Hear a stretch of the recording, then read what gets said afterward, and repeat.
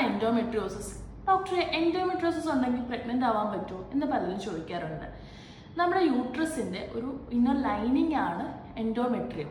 ആ എൻഡോമെട്രിയം യൂട്രസിൻ്റെ വെളിയിൽ ഗ്രോ ചെയ്യുന്നതിന് പറയുന്ന പേരാണ് എൻഡോമെട്രിയോസിസ്.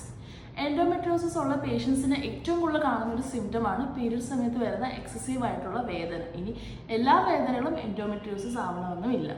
പ്രഗ്നൻസിക്ക് എൻഡോമെട്രിയോസിസ് ആണ് എന്തെങ്കിലും ബുദ്ധിമുട്ട് വരുമോ? ഉറപ്പായിട്ടും വരാൻ ചാൻസ് കൂടുതലാണ്. കാരണം ഈ എൻഡോമെട്രിയോസിസ് വരുമ്പോൾ അത് ഒരു അഡഷൻസ് പോലെ അല്ലെങ്കിൽ ഇങ്ങനെ പറ്റി പിടിച്ചാണ് ഇരിക്കാറുള്ളത്. ഒരു പക്ഷേ ചിലപ്പോൾ ട്യൂബുകളൊക്കെ പറ്റി പിടിക്കാൻ ചാൻസ് കൂടുതലാണ്. ഇനി ഓവറിക്കകത്താണ് എൻഡോമെട്രിയോസിസ് സംഭവിക്കുന്നതെങ്കിൽ ഒരു പക്ഷേ ഓവുലേഷൻ പ്രോപ്പർലി നടക്കില്ല, അപ്പോൾ എഗ് റിലീസ് ചെയ്യില്ല. സോ അപ്പോൾ പ്രഗ്നൻസി ബുദ്ധിമുട്ടായിരിക്കാം.